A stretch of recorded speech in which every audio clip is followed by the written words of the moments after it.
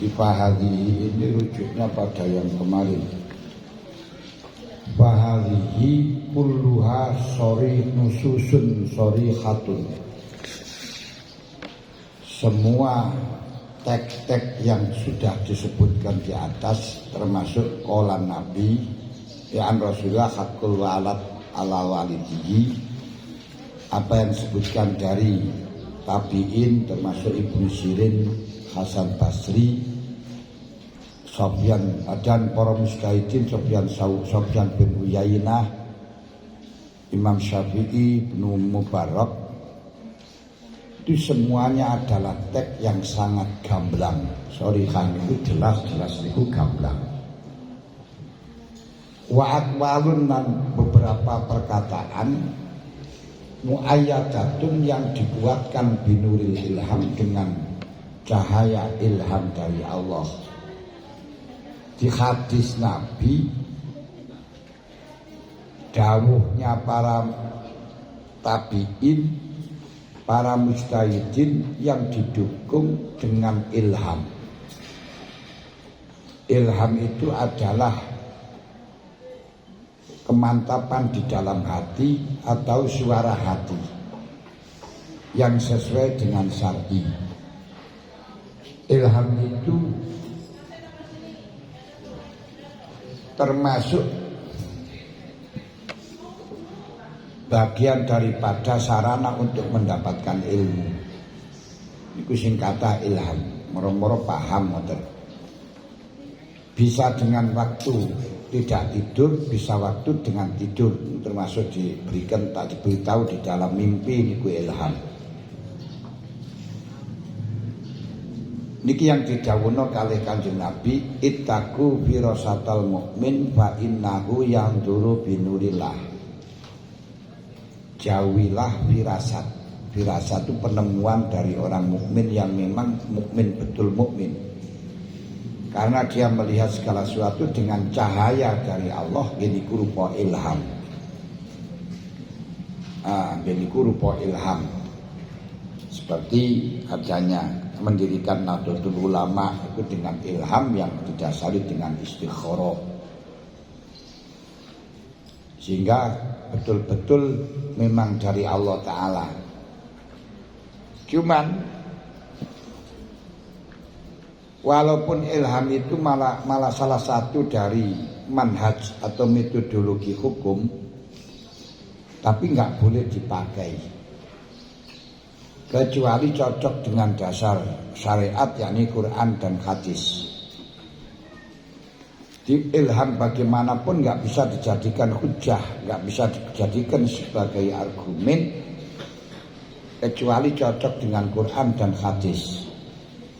Kenapa? Karena Allah Ta'ala telah meringkas untuk sarana untuk mencari dalil hanya pada Quran dan hadis. Karenanya kalau ada ilham berarti kalau nggak cocok dengan Quran hadis salah. Kalau cocok ya kita pakai Quran hadisnya saja. Bukan berarti ilham itu salah. Tapi permasalahannya orang yang mendapatkan ilham itu tidak bisa membedakan apakah itu ilham atau talbisul iblis, ilham atau rekayasa iblis. Karena iblis itu bisa berupa Lauh Mahfuz, bisa rupa arsy, bisa rupa Sidratul Muntaha, bisa berupa langit dan lain sebagainya.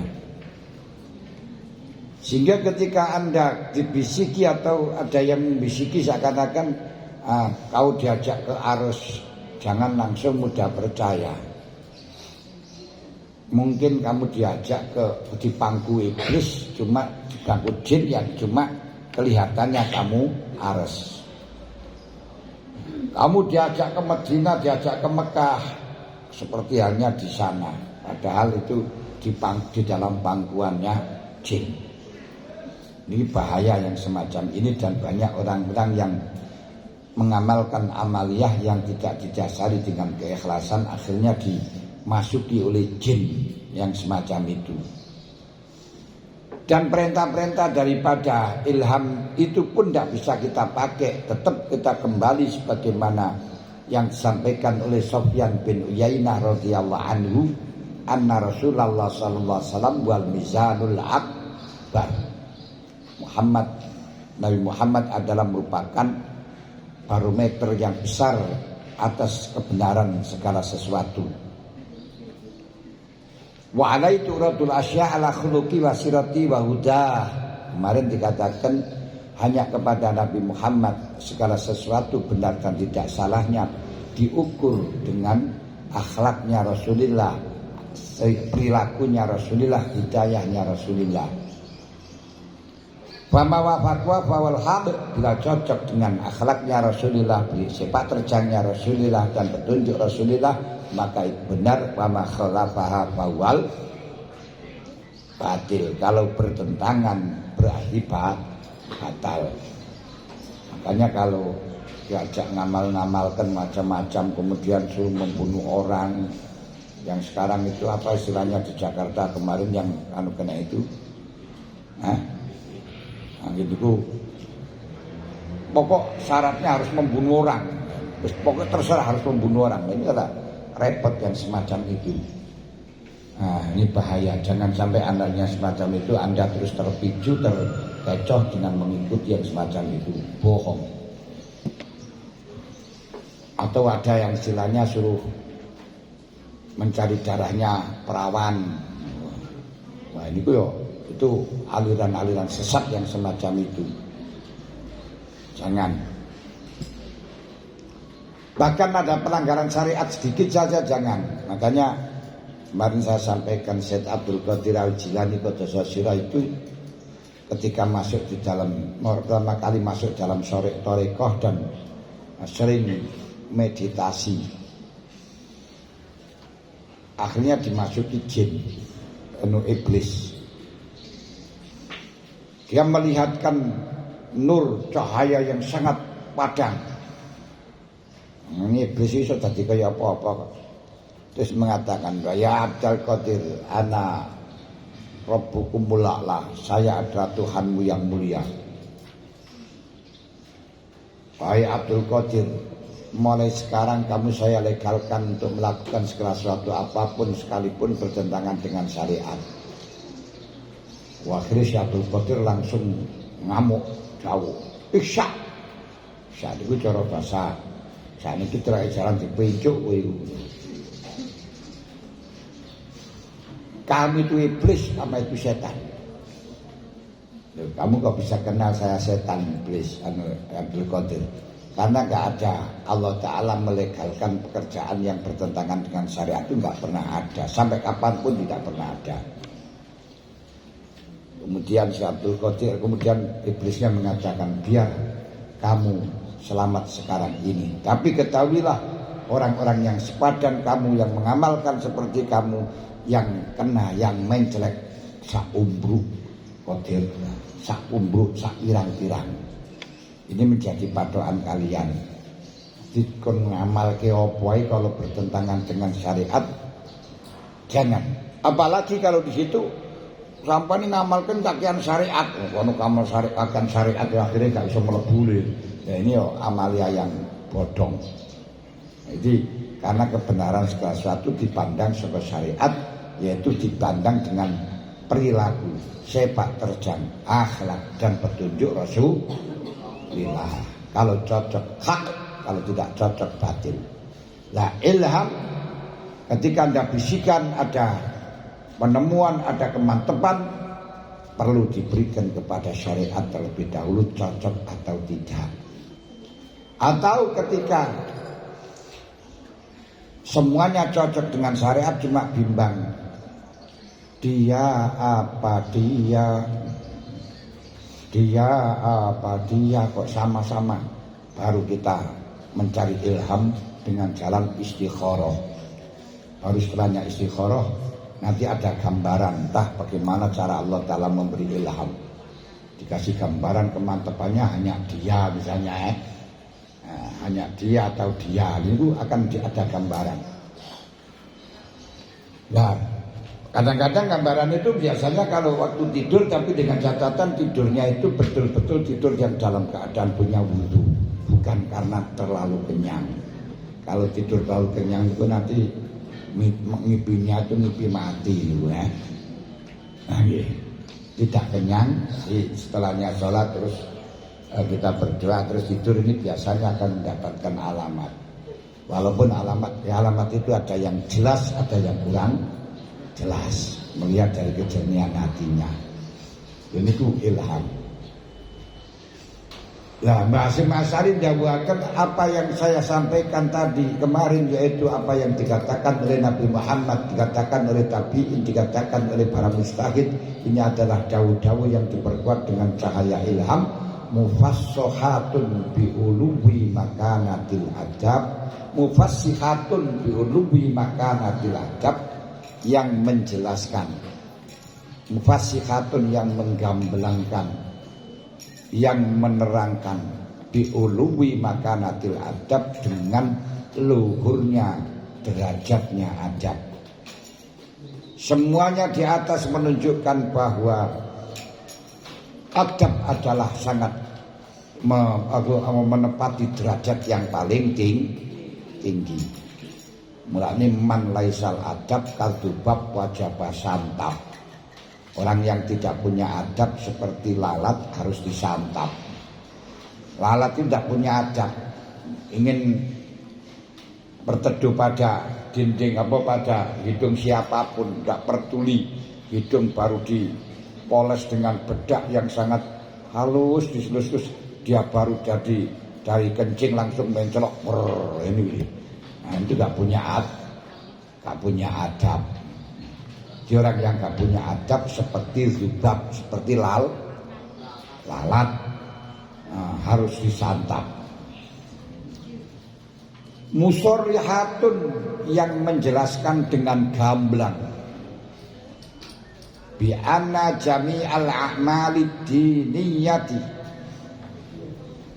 bahwa semua amaliyah agama, semua perbuatan yang hubungan dengan agama, sholat, puasa, berpikir, ngaji, tawakal,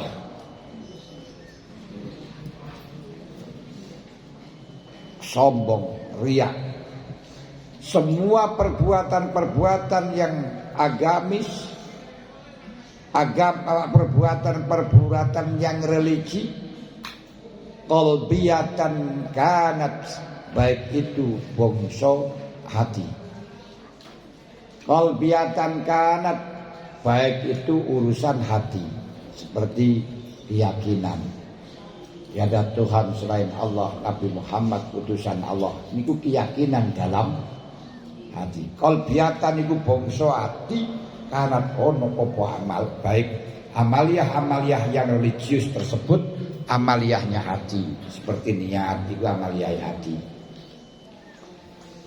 Au badaniatan, atau perbuatan yang urusannya badan, baik amaliyahnya hati, baik urusannya hati atau urusannya badan, yaitu jisim, pancandriya, panca indera. Qauliyatan au fi'liyatan, baik itu ungkapan atau perbuatan. La yuktabaru syai'un minha, sama sekali tidak ada yang dianggap. La yuktabaru syai'un minha, sama sekali tidak ada yang diperhitungkan. La yuktabaru syai'un minha, sama sekali tidak ada yang digabres. Ya digabres atau digobres? Gabres. Sama sekali tidak ada yang diperhatikan. Illa ingkana mahfufan bil mahasinil adabiyah, kecuali didukung dengan akhlak, dengan adab yang indah. Kecuali didukung dengan adab yang indah. di perbuatan-perbuatan yang religi, baik itu urusan hati, kamu keyakinannya selangit tinggi tapi tidak disertai dengan adab syar'i, tidak akan ada yang peduli. Baik kamu mempunyai ilmu yang langit setinggi langit, selangit tinggi, tapi tidak didukung dengan akhlak, tidak didukung dengan adab yang baik, maka ilmumu tidak ada gunanya. Ilmu niku urusan hati, bukan urusan lahir. Kekayaanmu bagaimanapun, walaupun kamu sugih, tapi gak punya adab, termasuk gak punya adab cowete. Ono wong lanang sawoge tapi cetil, ora enek cah wedok sing mau menghampiri. Tidak anak, tidak ada putri yang mau dirabi. Kenapa? Cetil itu kurang duwe adab.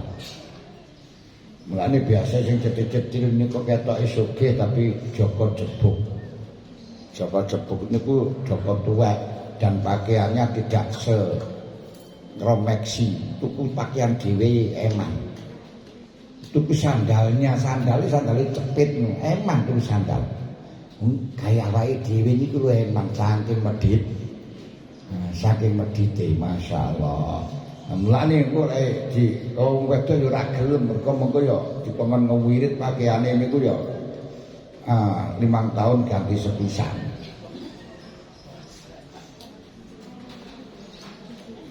Niki zaman sing ngalini. Jadi dawuhnya Kanjeng Nabi, dawuhnya para ulama, dawuhnya mustahidin ini menunjukkan dengan gamblang, dengan soreh, dengan jelas segala apapun perbuatan, perkataan, pemikiran, ilmu dan apapun yang urusannya dengan religi tanpa didasari dengan akhlak yang indah, adab yang indah, sifat yang terpuji, tidak akan pernah ada yang peduli.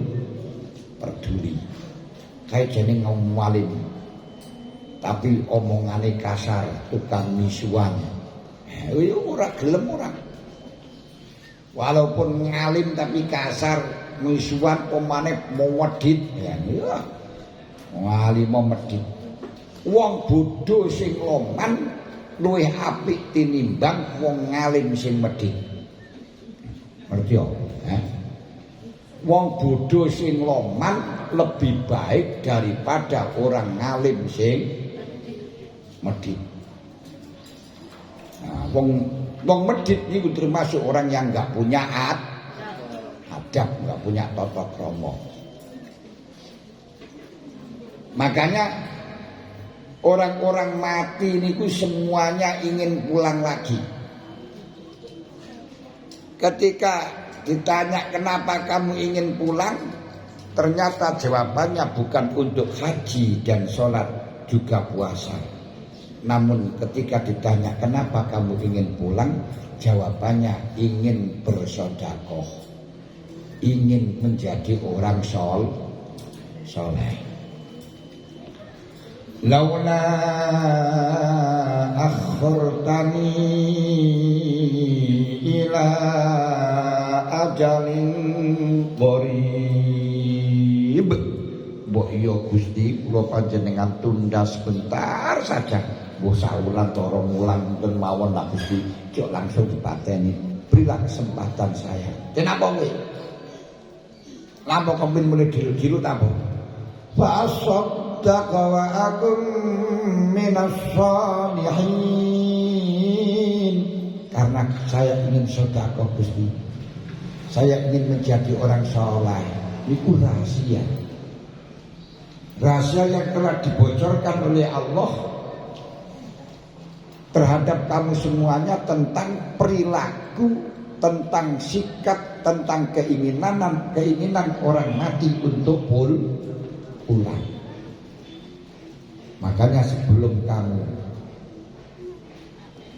mati, sebelum kamu ingin pulang, ingin bersedekah, bersedekahlah sebelum kamu mati. Termasuk akhlak yang baik selama kamu di pondok bersama santri-santri, bersama kawan-kawan, bersikaplah mendahulukan kepentingan orang lain daripada kebutuhanmu. Walaupun kamu sangat membutuhkan, bahkan lebih membutuhkan, kalau tahu temanmu membutuhkan, dahulukan, berikan dia.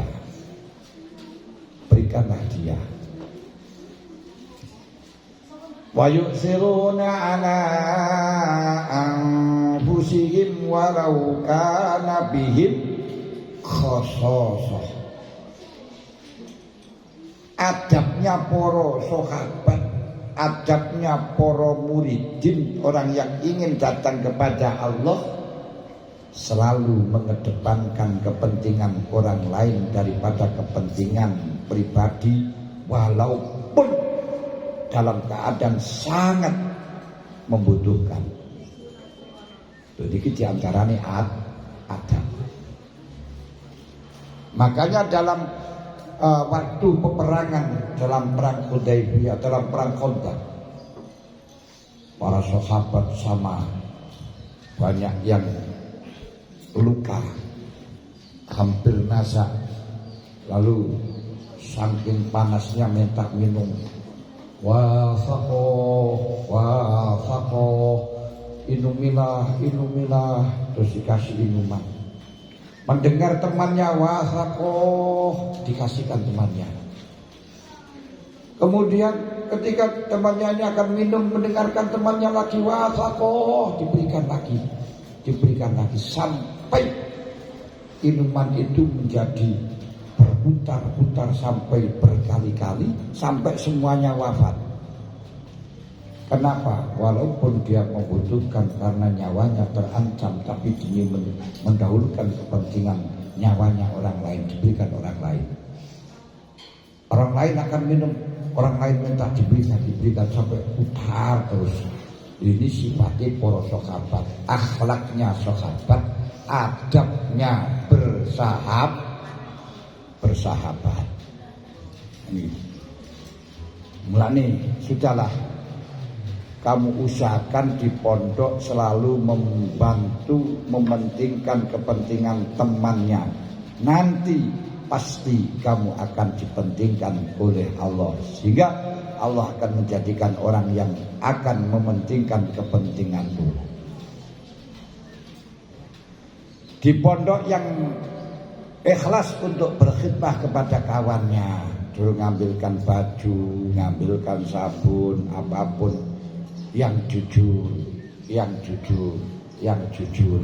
maka engkau akan menuai buahnya. Pasti nanti akan dibalas orang yang melayani kepada engkau.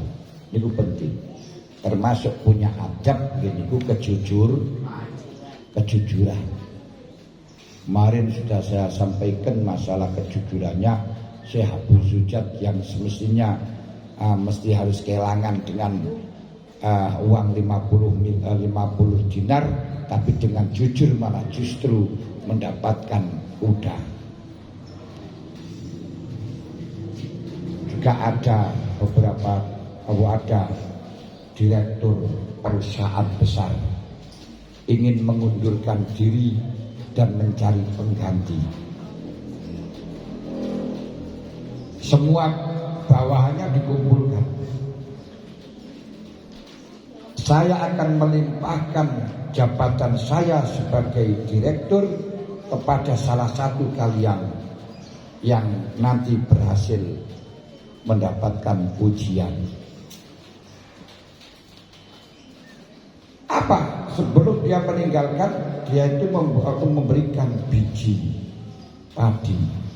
Semuanya karyawan bawahannya itu, pejabat bawahannya itu dikasih biji padi.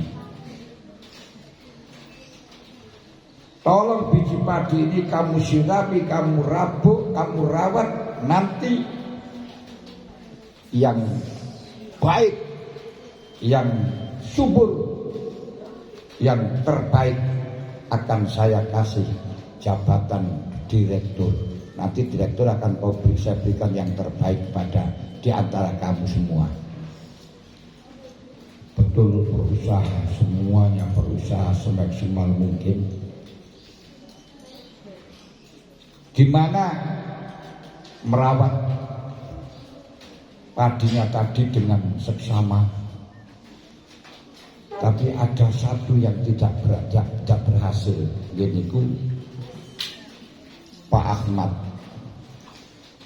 Ternyata padi yang dibawa Pak Ahmad itu disirami, dirabuk, sama sekali tidak bisa tumbuh, masih tetap gak tumbuh. Sudah 3 bulan saatnya untuk menyampaikan hasil dari padi yang ditanam tadi. Semua pejabat-pejabat membawa pot menunjukkan hasil dari karyanya, hasil dari penanaman padi dengan yang indah-indah, yang baik-baik.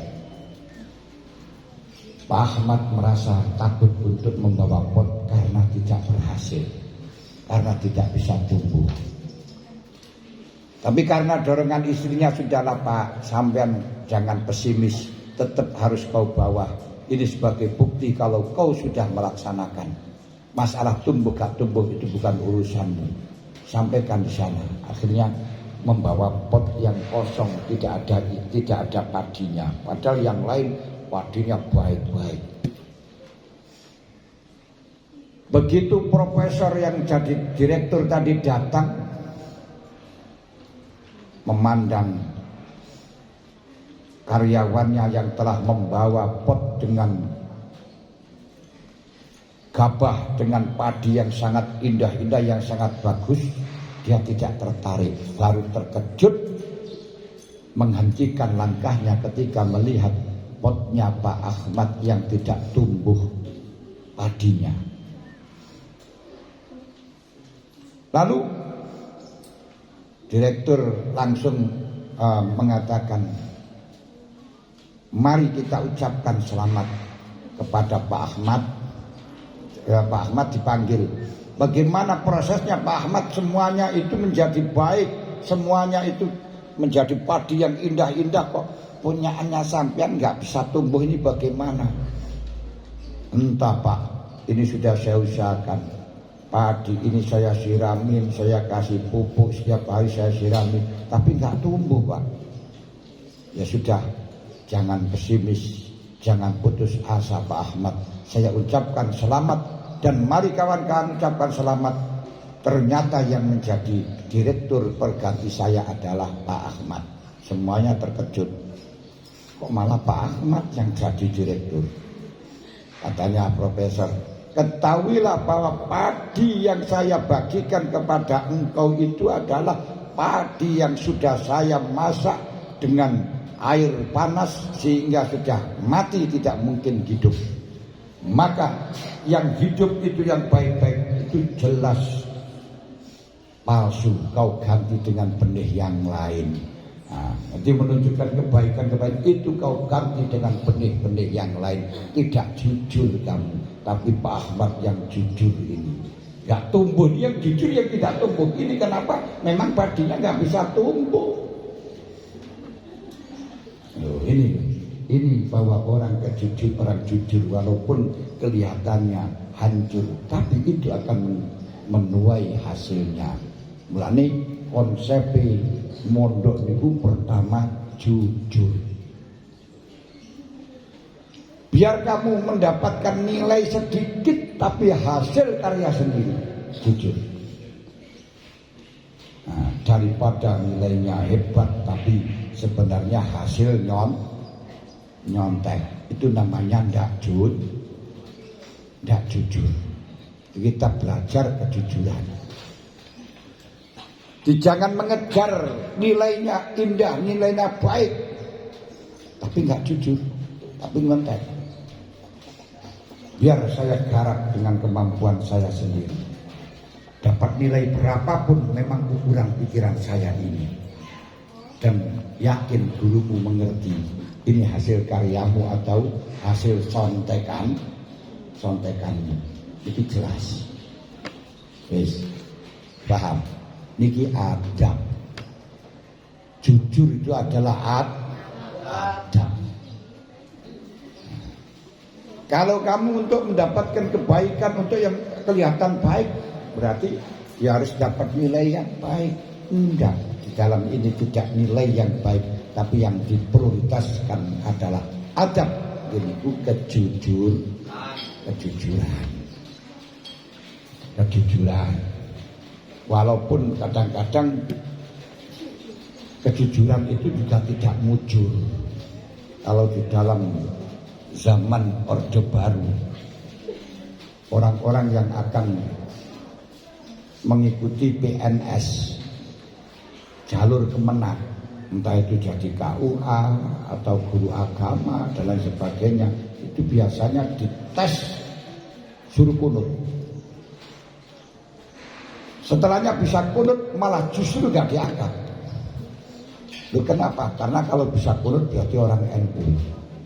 Nah, pada waktu zaman 32 tahun itu orang NU nggak bisa jadi PNS. Yang bisa jadi PNS harus bunglon. Nanti kunut, saya nggak bisa kunut Pak, baru nanti lulus semacam itu. Nah, itu zaman dulu. Tapi wong becik ketitik, wong ora ketara. NU dimatikan semacam itu karena mendapatkan ridho dari Allah, tetap jaya, tetap berkibar. Pada saatnya akan nampak yang benar dan yang salah. Kata orang tua, wong becik ketitik, wong ngolo. Dan iki lho wis, iki sampean gawa wis hafal.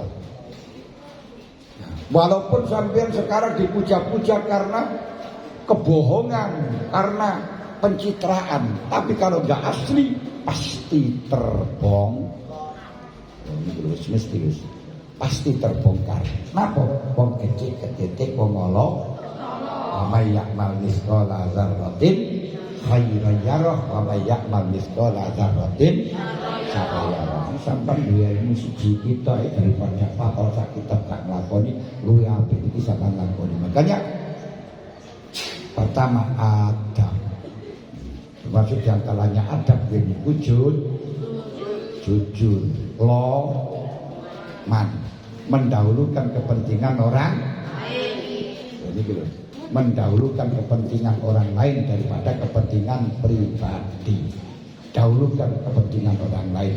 Itu adabe para sahabat yang dipuji oleh Allah, yang diabadikan di dalam Al-Qur'an, wa yusiruna ala anfusihim walau kana bihim khososo. Kalau ana mengko di Quran. Wa yusiruna ala anfusihim walau kana bihim khososo. Para sahabat adabnya selalu mengedepankan kepentingan orang lain walaupun dirinya sangat membutuhkan. Bahkan nyawa terancam. Kalau kamu mementingkan kepentingan orang lain, Allah akan mementingkan kepentinganmu. Sudahlah, itu. Ini diantara memang semua tek-tek yang di atas, baik hadis atau kata ulama, kata tabi'in, ini dengan secara sharih itu diperkuat dengan ilham, ini menjelaskan dengan gamblang tentang keagungan tata krama, tentang keagungan adab, dan menjelaskan semua perbuatan-perbuatan yang religi, baik itu urusan hati, termasuk ilmu yang tinggi, kemampuan yang tinggi, tidak didasari adab yang baik, tidak dianggap. Jadi wong ngalim tapi ugal-ugalan, tukang misuan, tukang muri-murikan, sapa sing belum dirabi. Kowe iku ngalim walah wong bengis ya. Wong keperas ya. Nah, ini repot ya. Ketampanan, ganteng, wedok ayu tapi judas iki tenan. Wah, napa? Wah, remek iku nanti gak umur dawa diuring-uring terus. Nah. Kan berkopo tukang muring-muringan judas. Nyelatu di pidato diomongi sepisan, wah ganti pidato kok 5 jam gak merem. Wah iki masih wayu kaya ngono lek terus barono sing lanang di pidatoni terus lha yo nganti nenes to. Wis daripada aku mati enom wis ora usah golek sing elek-elekan ae ya. Kenapa? Walaupun cantik tidak didasari dengan adab.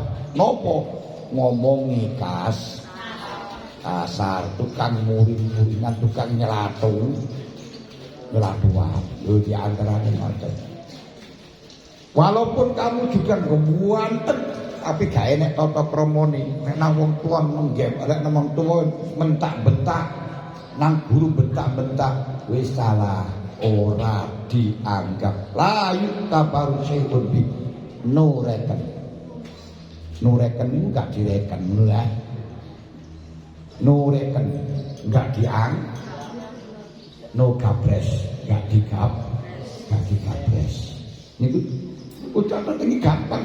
Dawuh-dawuh ini gampang bisa dihafalno.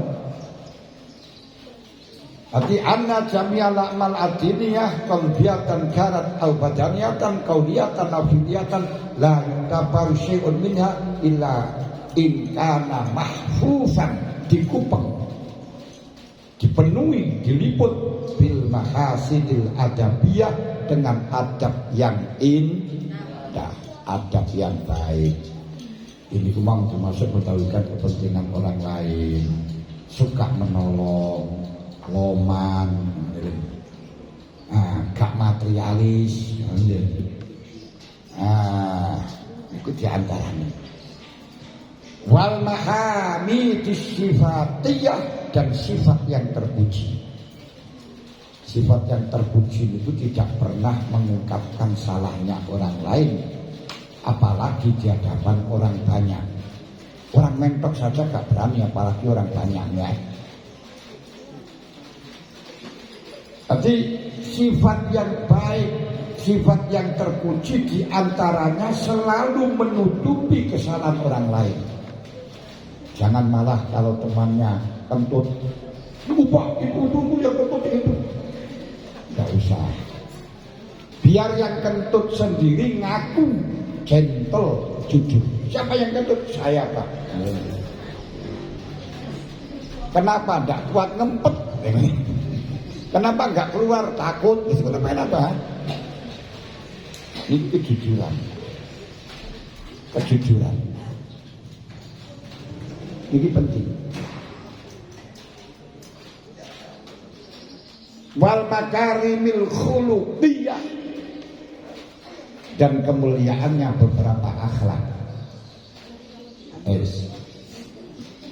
Jadi seorang yang alim, seorang yang ganteng, gak dianggap sama sekali, gak diperhitungkan sama sekali, nureken, kecuali dipenuhi dengan adab yang indah, sifat yang terpuji, akhlak yang mulia. Kanjeng Nabi Muhammad sallallahu alaihi wasallam diutus di dunia ini intinya hanya untuk membangun. Membangun berarti sudah ada, memperbaiki, merenovasi akhlak-akhlak yang mulia. Akhlak menjadi akhlak yang mulia, bukan akhlak yang mulia direnovasi, enggak. Innama bu'istu liutammima makarimal akhlak. Sungguh aku diutus oleh Allah untuk merenovasi, mereformasi akhlak-akhlak yang bejat menjadi akhlak yang baik. Di dalam merenovasi akhlak-akhlak yang jelek itu tidak berarti budaya-budaya dihilangkan, tapi budaya yang tidak cocok dengan syariat itu disyariatkan. Contoh, sebelum ada Islam, di tanah Minang itu menjadi pangkalan pertemuan orang-orang Quraisy, orang-orang Yahudi untuk pamer nasab. Pada musim haji di tanah Mina itu menjadi pangkalan pertemuan orang-orang Quraisy, orang-orang Arab membanggakan nasab. Makanya wong Arab niku lek karo nasabe ben wapal karena kebanggaan yang sangat diprioritaskan dibandingkan dengan harta. Makanya biasanya dalam menantang ulaika abai fajini bimislihim, itu ayah saya, itu mbah saya, itu kakek saya, itu nenek saya. Siapa yang punya nenek, siapa yang punya kakek seperti saya, itu kebanggaan orang Arab. Nah ini jelas kebiasaan dan budaya yang tidak mendidik, budaya yang jelek. Datang Islam tidak dihilangkan budaya pertemuannya, tapi ganti. Sudahlah kumpul, namun sekarang diganti zikir kepada Allah. Tidak usah menyebutkan nasab, tapi sebutkan Allah melebihi daripada kau menyebutkan orang tuamu. Ini termasuk cara merenovasinya Kanjeng Nabi pada akhlak. Makanya Allah Ta'ala mengatakan wa idza qadaitum manasikakum fadhkurullaha ka dzikrikum aba'akum aw ashadda dzikra.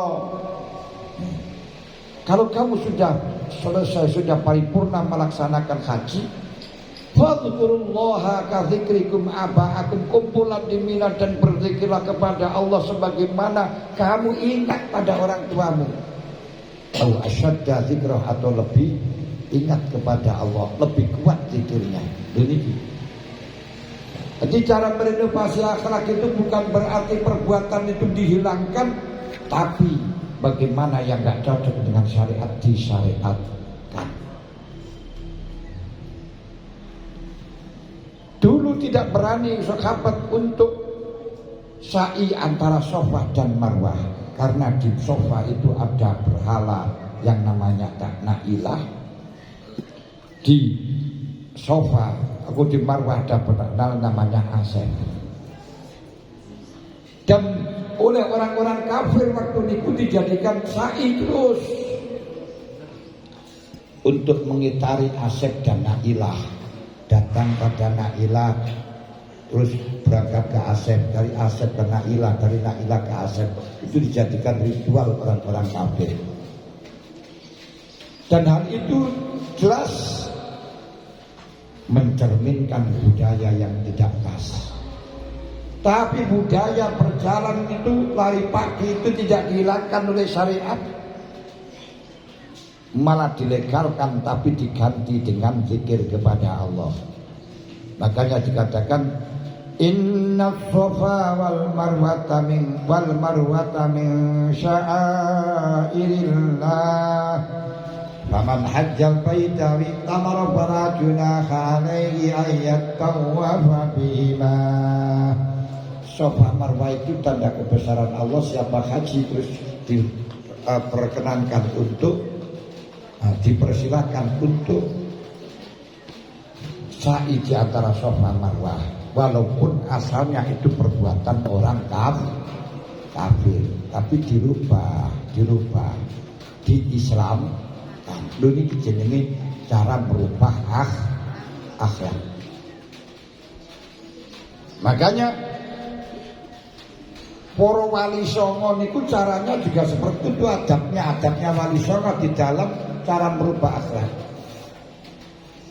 Yang orang itu senang delok wayang, bukan dibuyarkan, enggak, tapi sing asale lakoni bertentangan dengan Islam, berlaku tentang masalah cinta, diganti dengan gom syahadaten.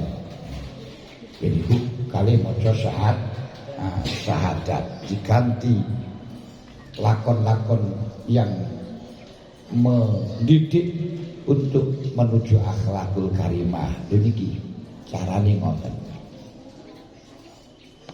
Ada. Guys, ini penting pelajaran ini. Jadi tidak berarti kalau di situ ada budayanya orang kafir dihilangkan, enggak. Kalau tidak cocok dengan Islam, cocokkan dengan Islam. Yang tidak cocok saja jangan dihilangkan.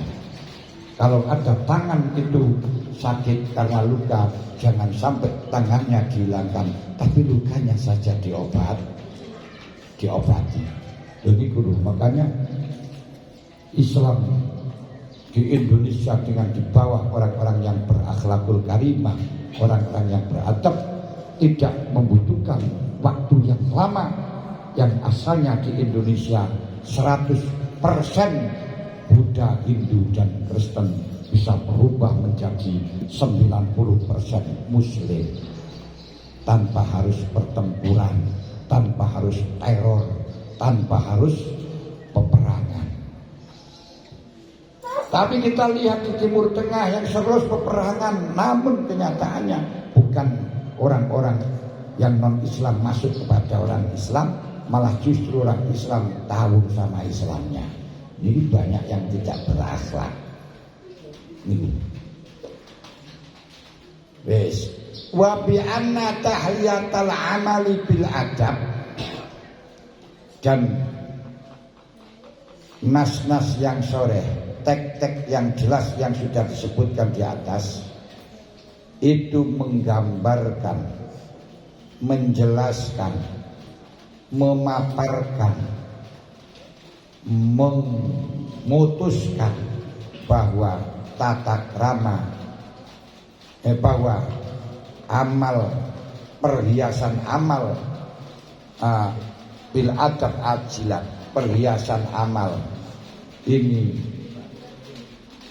sangat cepat dihiasi dengan adab. Ini bil adabi ajilan alamatu qabulihi ajilan. Bi anna tahliyatal amali bil adabi ajilan, amal di dunia, ajil itu di dunia yang dihiasi dengan adab, alamatul qabuli ajilan, menunjukkan amal itu diterima di akhirat. Paham? Amal yang dihiasi dengan adab di dunia menunjukkan amal itu di akhirat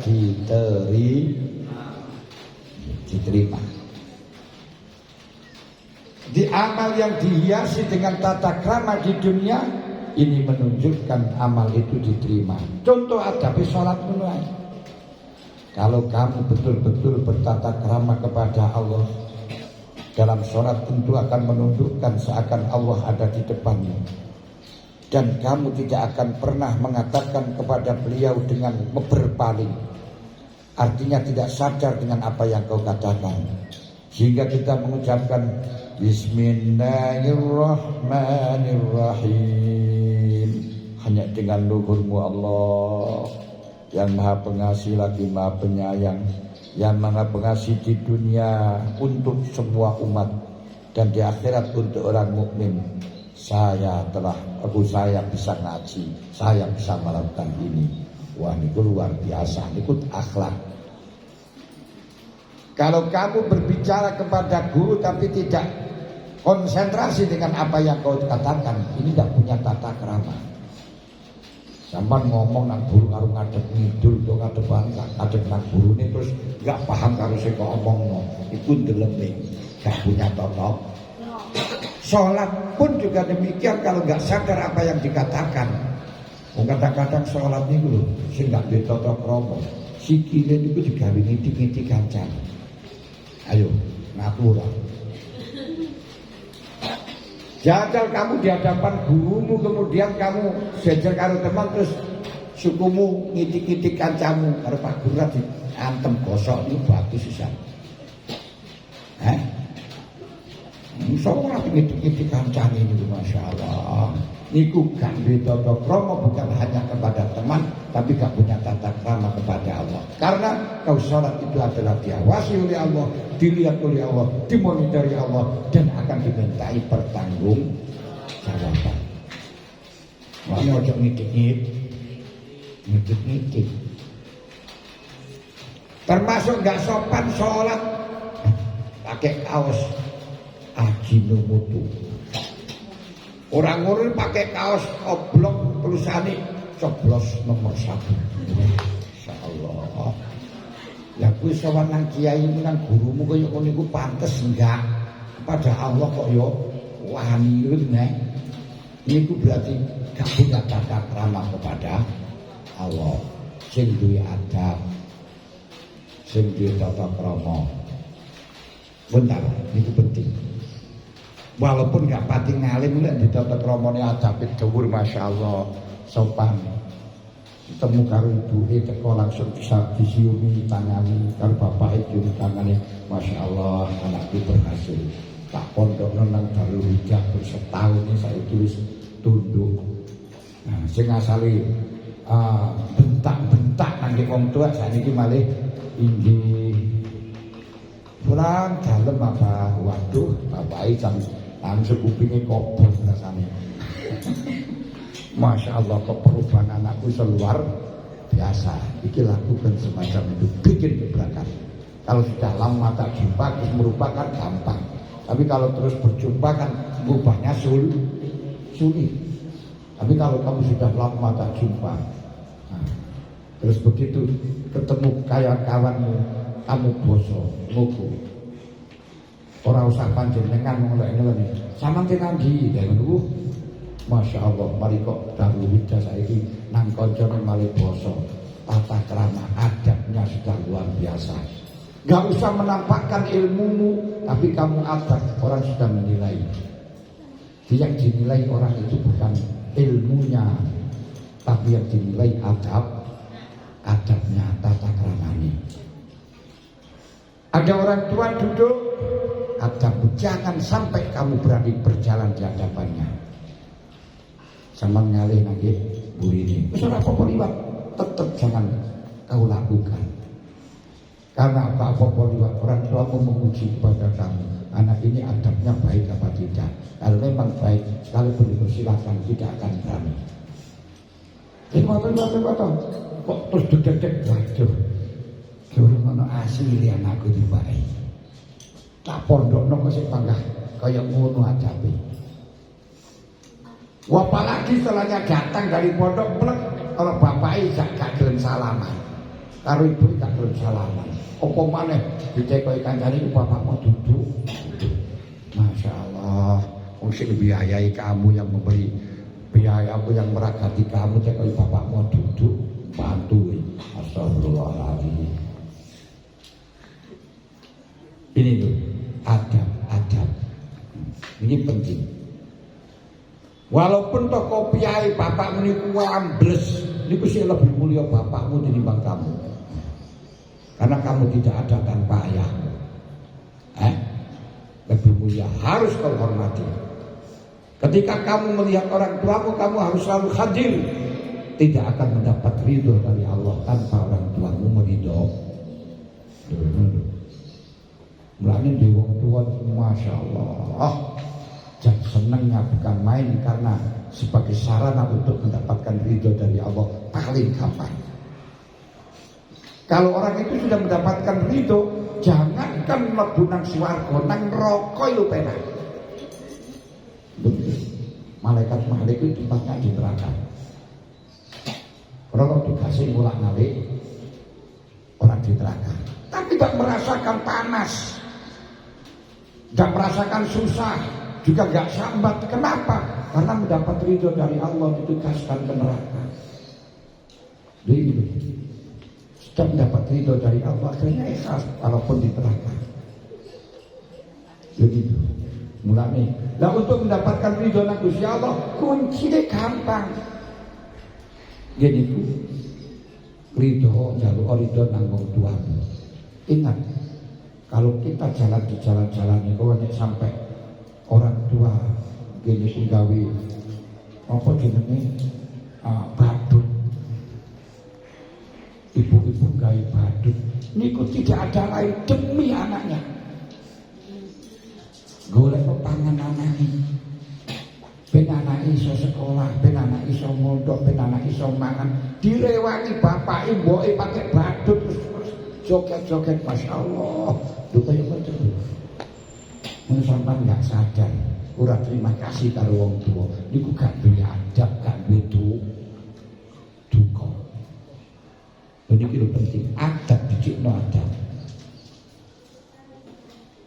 Mungkin ilmunya lebih tinggi kamu karena bapakmu nggak sekolah, nggak tamat SD, tapi tetap kemuliaanmu tergantung pada orang tuamu.